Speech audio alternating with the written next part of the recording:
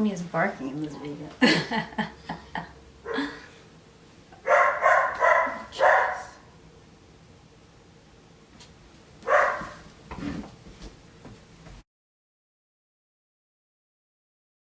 Hi everyone, I'm Jay Monet and welcome to my channel. Here we have my mom. Today she'll be choosing a book off of 5 shelves and she's gonna guess which ones are my favorite. So we're gonna have the horror shelves. We're gonna keep this one out because this has like 3 books in it, this has 3 books in it, and these are like all collections, so we're gonna keep that one out. So you're gonna choose a horror from here. This is like the miscellaneous horror. And then this is the gothic horror, so you're going to choose one from here. And then I'm going to have you choose a historical fiction book from here.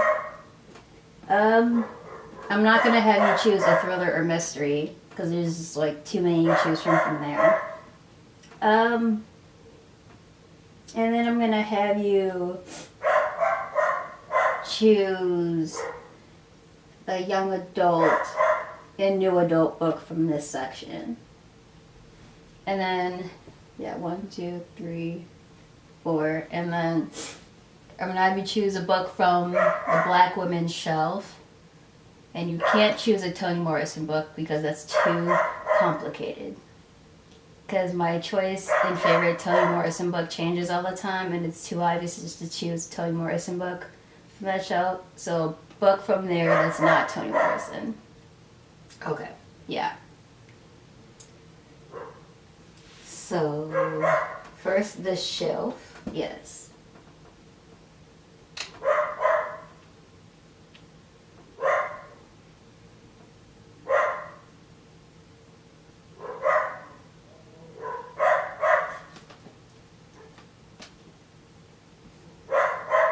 I would probably say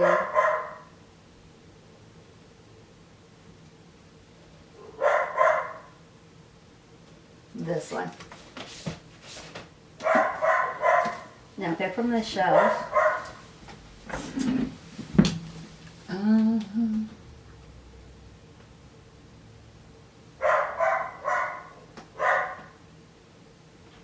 would say this one.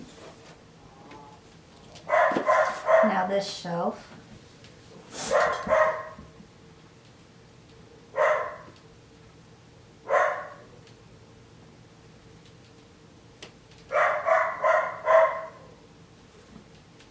I would say this one. This bottom shelf. Get down here. Fun fact, she's broken. She broke her foot. So she's in a boot. I would say this one. And then the Black Woman writing shelf. It would help if I could get one. That's not Toni Morrison. Yes. Everything over here is Toni Morrison. That is not true. There's just one section that's Toni Morrison. Well, I know which one would probably be mine. I think it's obvious which one that is. Probably this one. Okay.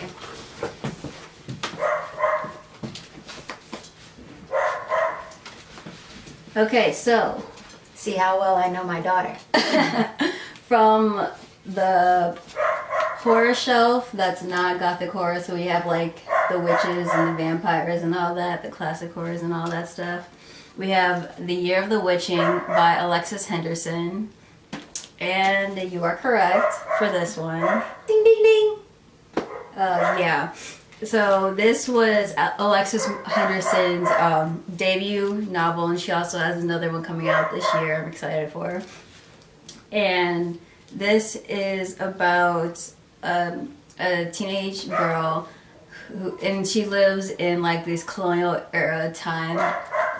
And her mother died when she gave birth to her, and she was outcasted because of witchcraft. She was accused of witchcraft, and the father of her child it was burned at the stake because of it. So main character Emmanuel has to figure out how to save her town of Bethel. There's plagues coming across the town, and she figures out how she's supposed to stop it, and she has to try not to die in the process because, like her mother, she's being accused of witchcraft as well. 1 for 1.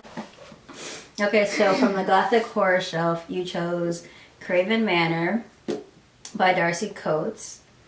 And although I really like this book, I would have to say my favorite is The Old Willis Place I was close. I was torn between the two. by Mary Downing Hahn. You were close though. You were close. I was torn between those two. I knew it had to be about a house, a haunted house. Well, that's what all these are because it's Gothic horror. But so the Old Willis Place was a book that I read a lot. Growing up, I first read it in I want to say the 5th grade, and it's I don't think it's young adult. I think it's like middle grade, but it's about a girl who moves into this house, and there's a house far like off to the side that's abandoned and old, and she encounters these 2 kids, and I haven't read this in such a long time. I was a kid, so she befriends these 2 kids, and she doesn't know about their past, but she does find out why their house was abandoned and how to help these kids who are in danger.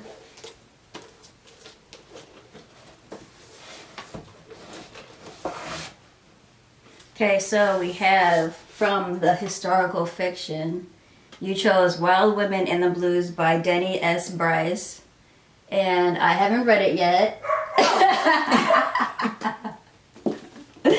So, you're wrong with this one. Doggone it. I would have After you read it, it will probably be your favorite because Okay. 1, it's women, 2, it's music, and that is you. Okay. Who knows? But my favorite is also one that I read a lot when I was a kid, and it's Fever 1793 by Gloria Hulse Anderson, who's one of my favorite authors growing up. And it's about, this is post-Revolutionary War, and the main character, what was her name? Her name's Maddie, which is funny because that's her mom's name. Her grandma. And she has to live through the yellow fever, and she does get yellow fever, but you find out if she survives and how it affects her life and the lives of the people she knows and in her town. And this one, I don't know if this one is middle grade or young adult also, because like I would read books that are like above my age, so I don't know. Okay, so for young adult and new adult, you chose Brown Girl Dreaming by Jacqueline Woodson, and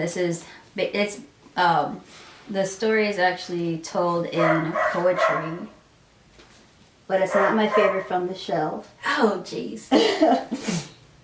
My favorite from this shelf is a book that I read for my young adult workshop class last year, and that is Piecing Me Together by Renee Watson. That was my second choice. This book, I wrote this down, was a 5-star read for me. It was really good, and it's about a young girl named Jade, and she goes to a predominantly white school, and the school is basically for kids, wealthy kids, and she's from the projects basically in it's on the West Coast. Where is it?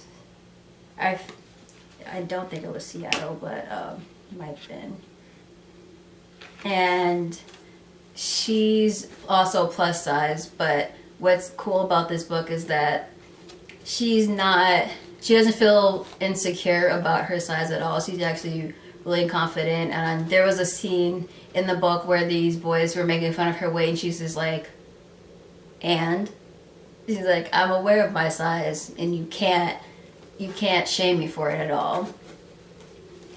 So she's also an artist, and she spends the book trying to not only be more understanding of what she wants in her future, but she also works towards that and tries to be more assertive with her future and trying to get some help with going into college, like scholarships and stuff, because she does come from a low income house.